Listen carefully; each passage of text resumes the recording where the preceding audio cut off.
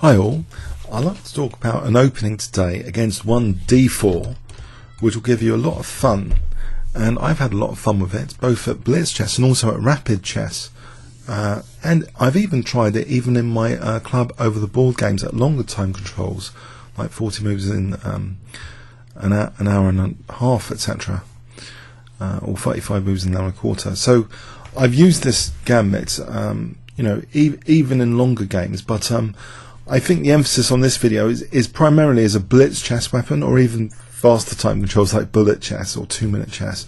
It's a great weapon of choice. So the Albin Counter Gambit, it starts with the move d4, d5, and if white isn't a killjoy and doesn't play knight f3, which kind of stops the Albin Counter Gambit, and is actually the second most popular move in live build, not to play c4, but assume c4 is played.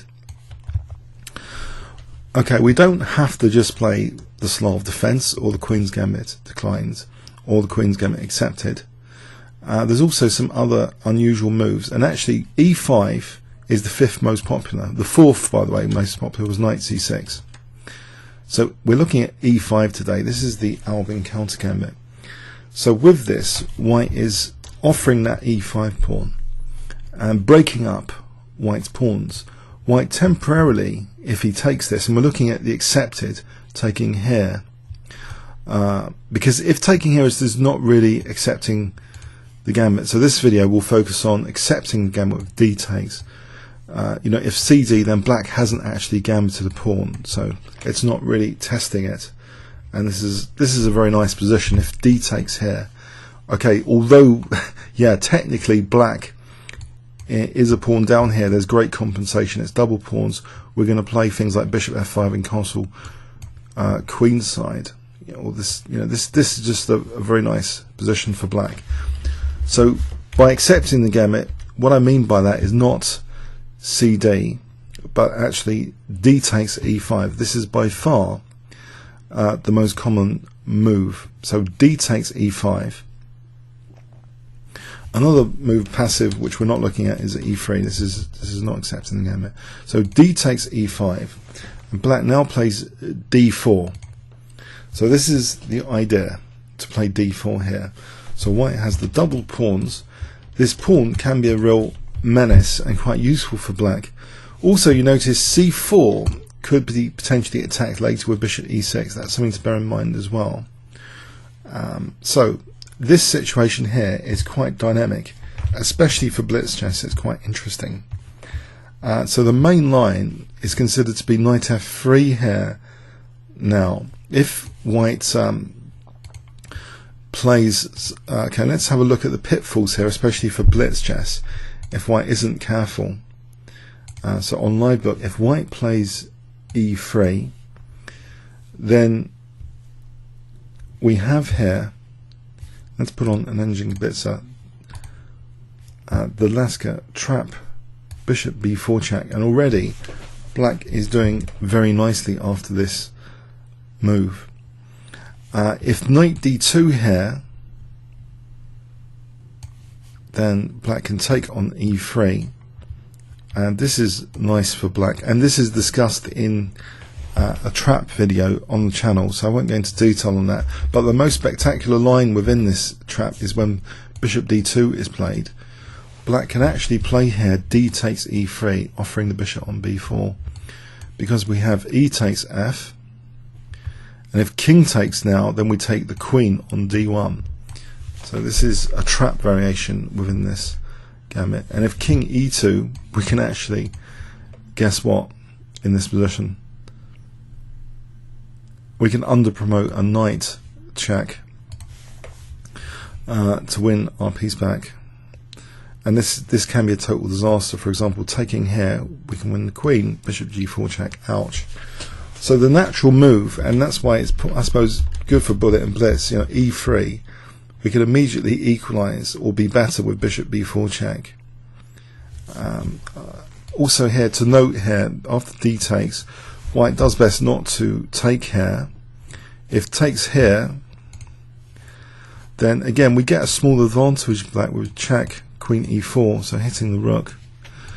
Then we can take on We can even take on e3 here using the pin to be slightly better, or even better to take here first, apparently, then take on e3, and already we've got a fantastic position.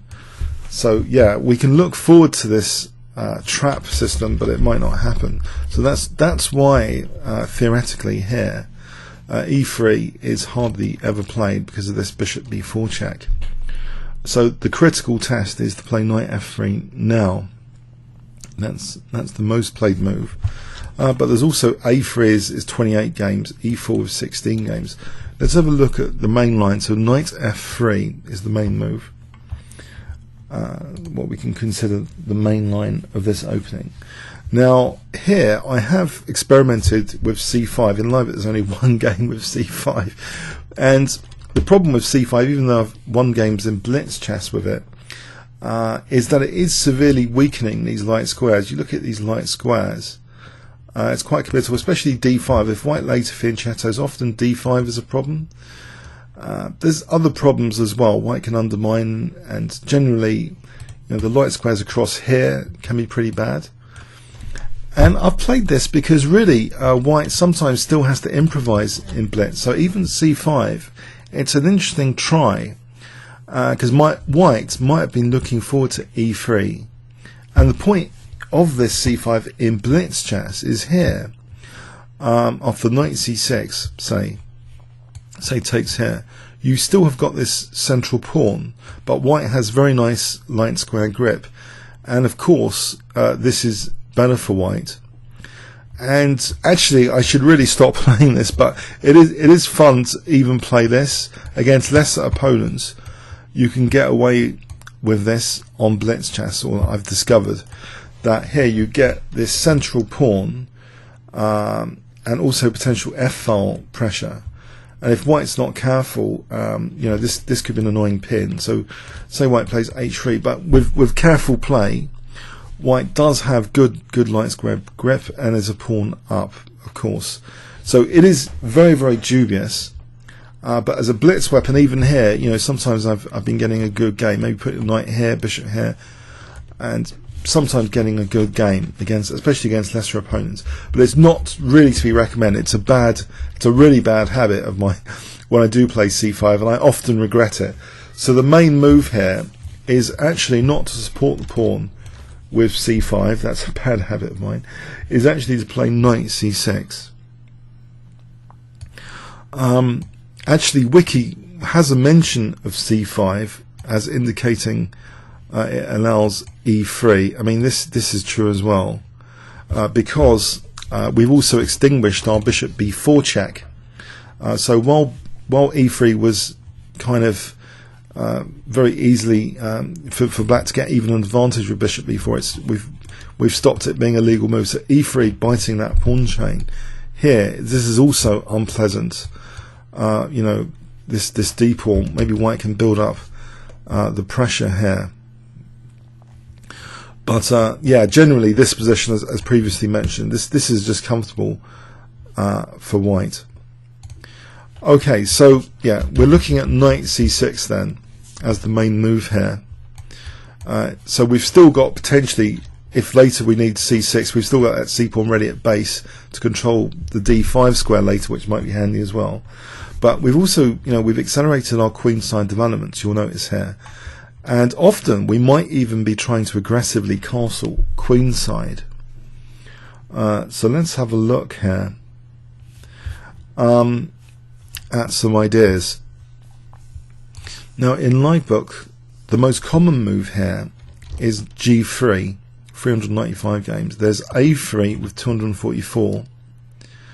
Now a3 aims for something like this, and maybe later bishop b2 and b5, which seems entirely logical to weaken d4, undermine it, and take it later. So that's a very, very logical move, a3 as well.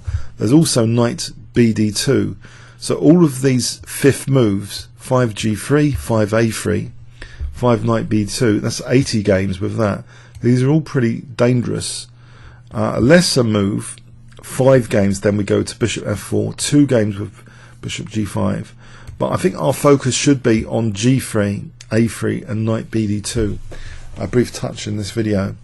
So let's have a look first at G3. By the way, here, if E3, we haven't extinguished our bishop B4 check, so actually bishop B4 check is the top engine move here. Although not disastrous for white, it's not as good as the other moves. So E3 is not as good because we can play D takes here, and here we can be better again with this because we just take here. This is unpleasant for white. This is just unpleasant. And if F takes, okay, it's not entirely losing for white. White's still got a small edge here in this line, but it's not brilliant because Queen E7, these are double pawns, and this should be okay for black. Black's best here, apparently, from an engine perspective, is actually not knight takes E5, but knight H6. So I think the idea might be knight G4 later to take more comfortably on E5. So say bishop D3. Well, then we can take, because there's no queen D4. So say bishop E2, then knight G4, and say, well, we're on here, so now we can just comfortably take on E5, and black is actually better. We can look at that isolated pawn later, and black's structurally better, in fact. Yeah, if we took immediately here, then this is still okay for white after queen D4. That's kind of annoying. What do we do here? We're kind of healing white's pawn structure if we take this. So let's go back. So that's interesting. That E3 is a bit further down the list actually. So we have G3 as the top move to review. A3 is the second. Knight BD2, bishop F4, bishop G5, rarer birds, and then even rarer is actually E3 now, or bishop D2. So let's look at G3 again. Now G3, well, let's go into this. Now fifth moves for black for G3, the most popular, and one which I think I should be using more theoretically. I wish I'd done this theoretical video maybe a few years ago, 5 years ago, before doing all the blitz games, because apparently in this position, well, I've been further kind of gambiting, well, trying to accelerate my development usually with a move which isn't really that popular. I've been playing F6 a lot. It isn't really that popular, so it's even rarer than rare. The usual move for black in this position against G3 is to actually play knight Ge7. I guess intuitively I've been thinking this accelerates development even more. But it's not losing another pawn, and it's like potentially getting this F file. But this position here, yeah, I mean, I think I've had some fun with it, with Queen D7, and just trying to get rid of the fianchetto bishop. Quite cheeky.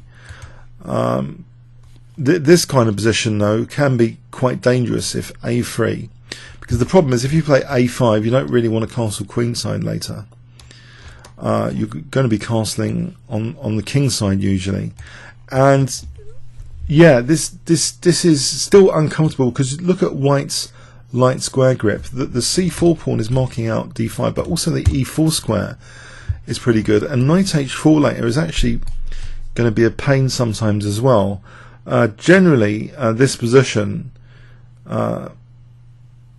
isn't that great, but in blitz it can generate some chances. I mean, let's give white a move. Let's say Queen B3. Maybe we can just about ignore that. So say take here. Yeah, we've got a worse structure, and if here, well, it might be a playable game, but it's not brilliant. We can say that A4, okay, as an example. This position, this sort of position is not brilliant. And if we go for the fianchetto bishop, which is what I usually do actually, say bishop H3, it could actually be further weakening the light squares. In fact, it's possible to take on B7 here. So that kind of thing, yeah, it's going to get smashed. So yeah, this isn't a particularly brilliant move, but it's one for some reason, again, a bad habit I've been playing a lot. Theoretically, the main moves here: knight g7, bishop e6, bishop g4, or bishop f5. Now these betray an idea of castling queenside. So let's have a look at bishop g4, for example, bishop g4. Now here we can play queen d7 with the idea of castling queenside, and this can be great fun, I think, for blitz, this sort of thing. So if we castle here, now queen b3 is quite critical, and there's an important trap in this line with queen b3, that actually there's a kind of x-ray on the b7 pawn. So if bishop h3, white has a very strong move here. Can you guess if I give you 5 seconds? Okay, e6. So if takes, we take the bishop. If takes here, there's knight g5. It's a bit unfortunate, isn't it? So this is, I think this is a fairly well-known trap. If bishop takes here, then there's knight e5, and we're going to get our structure mashed up. This is extremely unpleasant. So yeah, queen b3 has some bite to it in this position, and is the top played move actually. There's been 20 games in live book with this. So what do we do against queen b3, or is this losing? Well, we don't play this. This is like terminal disadvantage. If we play this, apparently clear advantage to white theoretically. Rook d1. Again, if we play this, actually here, it's slightly different. We can this might actually be just about playable with queen e8. Okay, but white might be doing better with some other move in this position, maybe even just bishop here. In a blitz game, you might try and open the h file with h5. Pardon me, to play h4, etc. And maybe then it would have been nicer for white to have a pawn avalanche, an easy pawn avalanche to play on against the queen side. But let's have a look at some other moves. Bishop g5 could be a nuisance.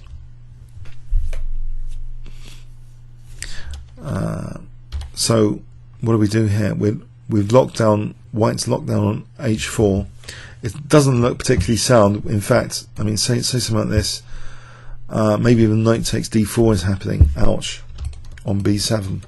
So yeah, this doesn't look particularly amazing. I think this is one of the reasons I was using f6, in fact. That this kind of plan, although promising, it seems there's a real downer on it with this queen b3. It's setting constant traps against trying to get rid of the fianchetted bishop, because b7 is a bit of an Achilles heel, and it's just stared at with queen b3. So if we go back to the drawing board here, yeah, the most common is knight ge7, but this, I mean, bishop g4, bishop f5, bishop g4. Let's have a look how different this is. Queen d7, and if black castles, again queen b3 here. Same sort of thing. We can never. It's really stopping bishop h3. Again, we've got this e6 tactic. So we're left in this position again. Is there any advantage? This is just a very strong move for white. If here, white can be quite calm with this. I don't think this is particularly sound. Again, there's even knight takes d4. Just that b7 is horrible. I don't think there's any great compensation here. Nope, not really a good advert. If you lose the d pawn, it's pretty bad.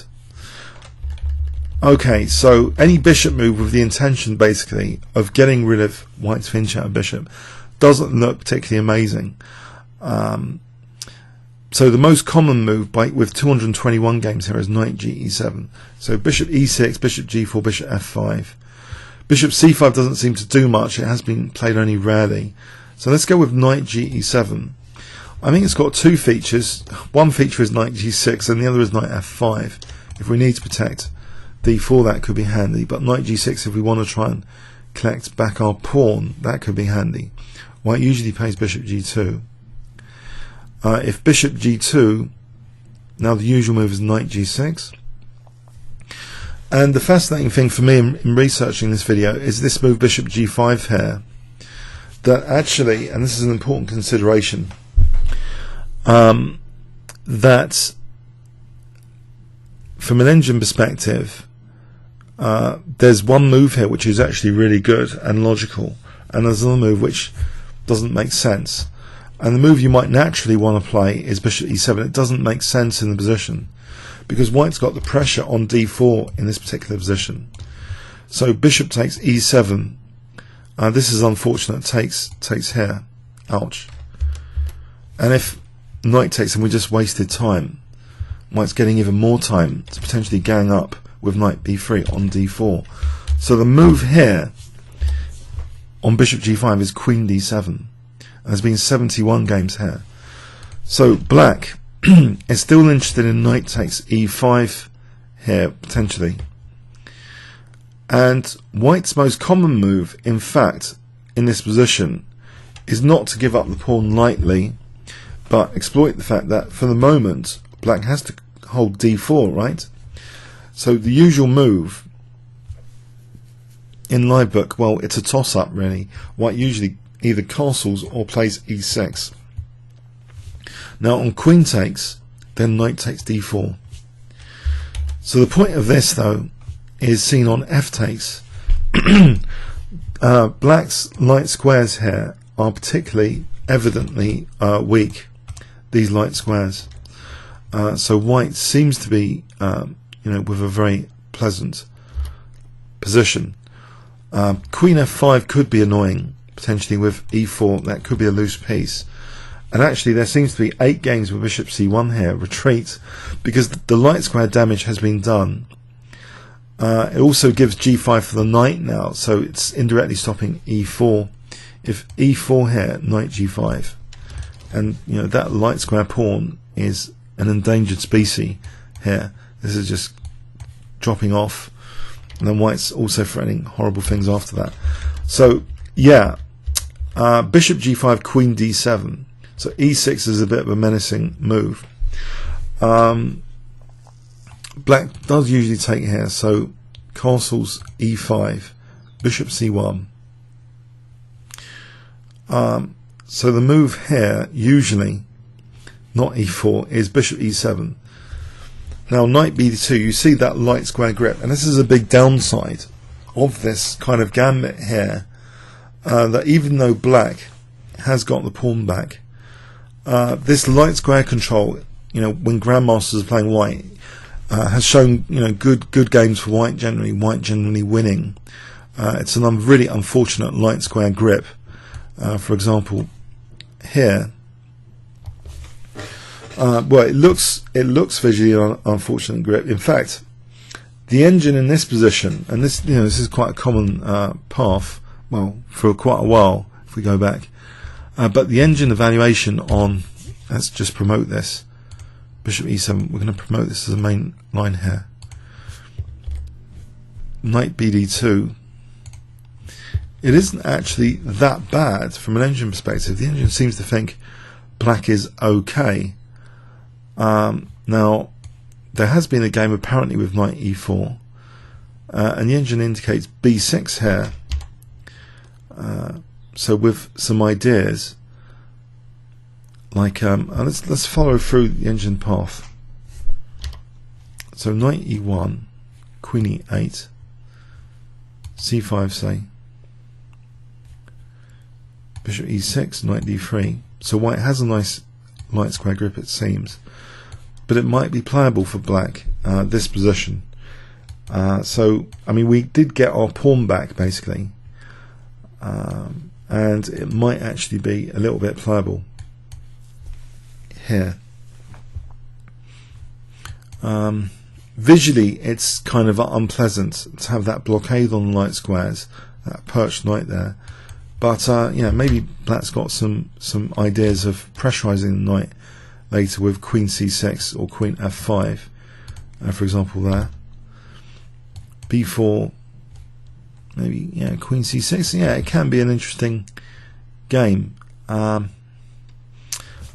Okay, so we do have a position available if you did want to play this gambit, but there's a very, very key move here to understand.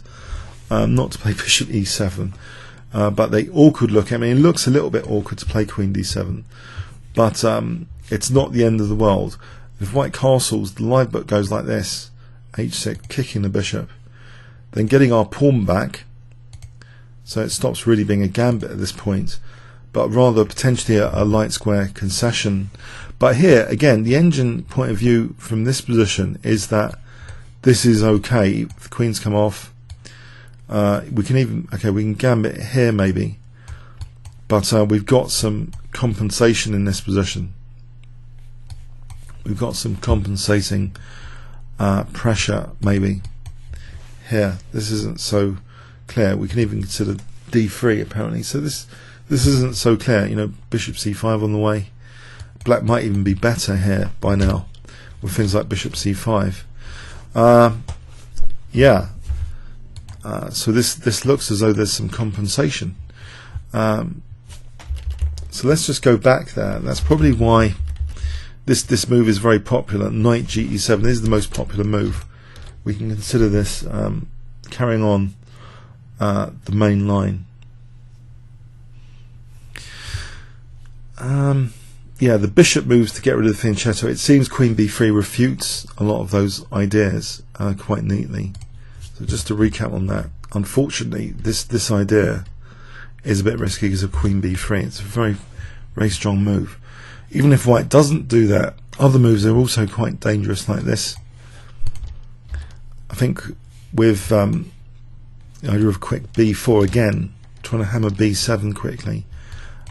Yeah, you don't really want this. The fun seems to be for white here, you know, with rook b1 and queen b3 on the way, or queen a4. It's looking potentially nasty, maybe even a rook sack later.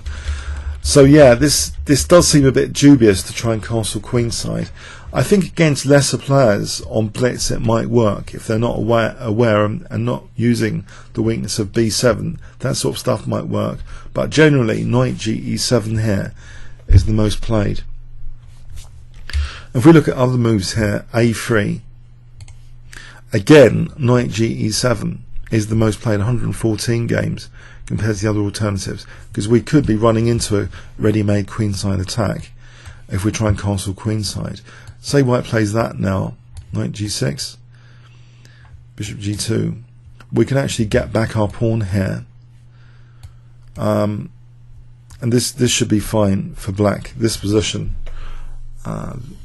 we've got our pawn back, and there shouldn't be too many problems here. Although, you know, it's not that mega exciting, but we've got this central advanced pawn. We can potentially still grip d5 if we need it. We haven't compromised with c5 yet. Yeah, this is a perfectly reasonable position, it seems, with black. One danger though, b4 might imply bishop b2, so d4 is a bit shaky here, so black has to be careful. But we're looking at c4 here, potentially. If knight takes c4, immediately that might be okay. That's not a problem. If white plays b3 to put pressure like this, then we can consider c5 here, even though, yeah, we're sort of giving these light squares less protection. That d pawn might be worth it here. There's actually some good counterplay moves here, like bishop g4. So if here, bishop f5, and if white takes there, knight d3, so we get some play going. So it's not easy to win that pawn with these tricks. What black will actually be better here, bishop f6 for example, taking on b2, we could end up being better. So yeah, white's going to have some problem actually winning the d4 pawn if black plays carefully here. That knight on e5 is actually offering some counterplay chances. So let's go back here. So against a3 again, this move knight ge7, And if a quick b4 here, yeah, we don't have to play a5. If we allow b4, we can go with knight g6 just in time to b5. So b5, in this position, this is okay, knight here, because if knight takes d4, okay, black is a pawn down, but the c5 square is actually a great resource now. Bishop c5, and what does white do? In fact, white's suffering in this position, potentially a big disadvantage. Also, the c4 pawn's hanging, so if bishop b2, we can take on c4, and black's going to be absolutely fine, or even better. Say with queen h4 here, that'd be great. So yeah, that is a big downside. c4's been looked at here. If queen takes d4, that just loses the queen. Knight takes f3, and then taking here. So it seems, yeah, this is okay, this position. If white plays slowly to try and win d4, I mean, this is a central concern, this central pawn, then actually, yeah, white might be okay here. White small advantage. Takes, but we're looking at c4 here. So any bishop takes d4. Well, we can do two things. We can either take on c4, or we might even consider knight c6 just to stop white castling. If here we can take and then bishop f5 and castle queenside. If white plays e3, then this position should be okay. We've got the bishop here and bishop f6 coming later, so that should be fun for black. Enough compensation. So yeah, this is a slow way, but yeah, probably one of the better moves. Bishop b2, not b5, but bishop b2. And so yeah, that is a bit of a concern. It's tricky for black here. The usual move, which is actually agreed with, instead of knight takes, the usual move played in live book, 51 games, there's only 10 games with knight takes, is actually to play a5. So this puts an interesting question on white. b5 is the most common here. If knight takes, then black should be fine. Knight takes. We're just taking on b4 after we got that pin on the rook. So that pin on the rook's fine. So b5 is usually played knight c takes. And now if knight takes d4, then we've got knight takes c4. So let's go with knight takes is usually played. But we have caused the concession that c5 square by breaking up white's pawns a bit with a5. And now usually e3 is played here. If bishop takes d4, this is okay for white, offering that c4 in exchange, because yeah, white's still a little bit better here. Knight d6 or bishop e6, white's still a little bit better apparently from a technical perspective. The most common is actually e3 using that pin, but here c4 can be targeted, bishop e6. So we're not necessarily going a pawn down here, but white's is perfectly solid though at the same time, and there isn't too much fun in the position for black from a theoretical perspective. But it's not. It's about equal. It's actually 0-0-0 on the evaluation here at depth 17. So yeah, we haven't gammed to the pawn or anything. So it's safe waters to tread in, it seems. Generally, if you play this move, a5 here, so knight g6. So if bishop b2, we play this move a5. That's the main move to play there. Okay, so yeah, it seems as though let's go back and promote not e3, but this is the main variation to consider.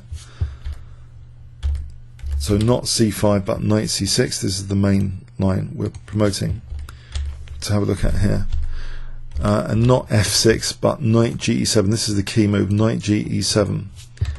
So there's various alternatives for white here. Bishop g2, knight bd2. let's go with this. Bishop g2, it seems a logical follow-up. Knight g6. So castles, we can take our pawn back. If white tries to stop, interfere, so bishop g5, we've got queen d7, and we would still be okay. So 5g3, a3, knight bd2 is potentially very annoying, but again, in live book, the most played move here is knight ge7, 42 games, 20 games with bishop g4, but knight ge7 again is the kind of the hero move, trying to really regain that pawn or sometimes defend this one. So dual purpose. If knight b3, trying to win that pawn, then the most played move here is to add support for the d4 pawn with knight f5. We've got 28 games here with knight f5. On knight g6, I'm not sure this is good. White has usually plays a3, I think, to stop any annoying checks and still keep an eye on d4.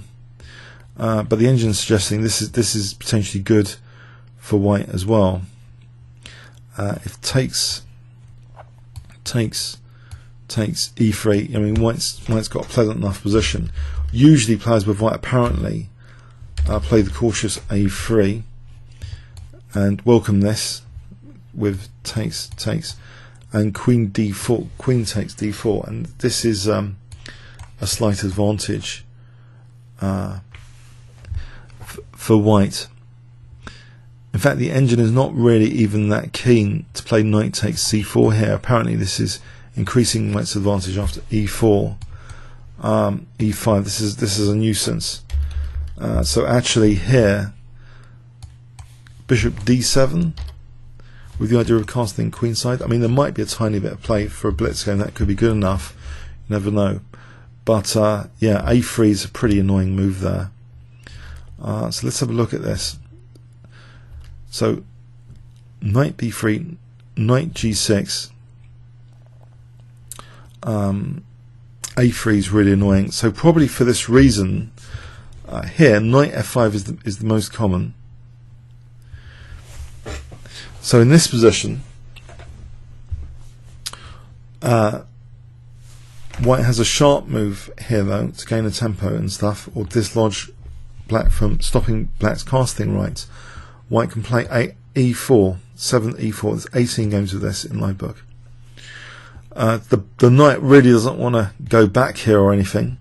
If it goes to h4, it's a bit irrelevant. Knight f takes d4, and this is just nice for white. c5 here, and we're looking at things like f4. This is pretty nice for white. So black here usually takes here, and we have queen takes, knight takes, f takes, and white technically has an advantage in this position. There's been a few games with bishop b4 check, bishop e7, knight c6. Bishop b4 is just about the most common, but yeah, white is standing very well in this position, even with the double pawns. White's central control seems evident, although black might be able to hold, sometimes maybe a fortress or something with that blockade, but it's not really what you want with black. It's even c5, liberating that bishop potentially on this diagonal. So yeah, this does seem to be theoretically a good way for white to play this with e4. If a3, trying to keeping the queens on, maybe not as good here. Bishop e6, say queen d3, a5. Again though, white is actually comfortable. Bishop f4. That even if the d pawn can't be taken, this is comfortable for white on the light squares. Look at the light square control in particular, and in fact g4 to kick the knight soon might actually be an interesting move. Maybe h4 is even better first. Yeah, this could be trouble for black. So this is not all rosy actually in the knight ge7 line when the move knight bd2 is played. Yeah, I mean theoretically in live book, g3, a3 and knight bd2 all offer white a small advantage. Even bishop f4 actually. But nevertheless, you know, I've had a lot of fun with this central pawn. For some reason in 5-minute chess and blitz chess you can get away with these things and you're getting your opponent off the more beaten paths. So I wouldn't be totally discouraged from the theoretical point of view if we discover black's worse in all these lines. But just in practice though, it's kind of different feels to the positions. Yeah, so I mean, so a3, knight g7, b4. This isn't so painful with knight g6 here. We've usually got enough play, especially if we play a5 there, to encourage b5. We're getting some play in these lines with knight g7, I think, in a nutshell. So whatever's played here in this position, g3, a3, knight bd2, to all of those, it seems from a theoretical point of view, knight ge7 is the move. So this is a beaten path, for example.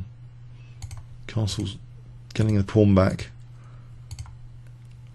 Here black should be okay. There's been 12 games here with bishop c5 and 12 with bishop e7. Let's go with this as an example. Shouldn't be too terrible, this position.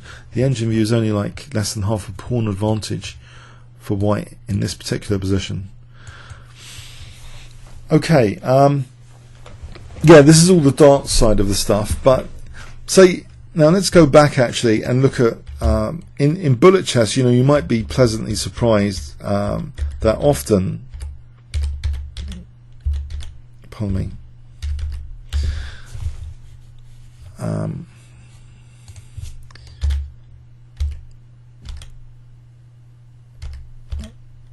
c4, e5. If white doesn't play d takes e5, by the way, this is probably worth a note that you can, if they accidentally play that, then you can get a fantastic game sometimes taking here, then gambiting d5, so bishop e6, and this position here in a bullet game could be potentially lethal if e3, white's immediately kind of losing. I wonder what live it has that doesn't have this position, but it's immediately losing to knight b4. I've had this quite a few times in bullet chess, so this is off the beaten path of the main lines, but this is a disaster for white, this position. If here, then we end up winning a piece, and I've had this so many times. So as a surprise weapon in bullet chess, it can be pretty lethal. I've often won a piece like that. Even worse, a3 I think might be even worse. Then you have knight d4 and you're actually threatening mate next move. So this is quite amusing. Or losing the rook. So yeah, this is not pleasant. So check here. We can take the rook. So yeah, I mean, it's not all terrible when it's like blitz or bullets played at Albin Counter Gambit, but it's just theoretically it's not played at the grandmaster level for good reason, really. That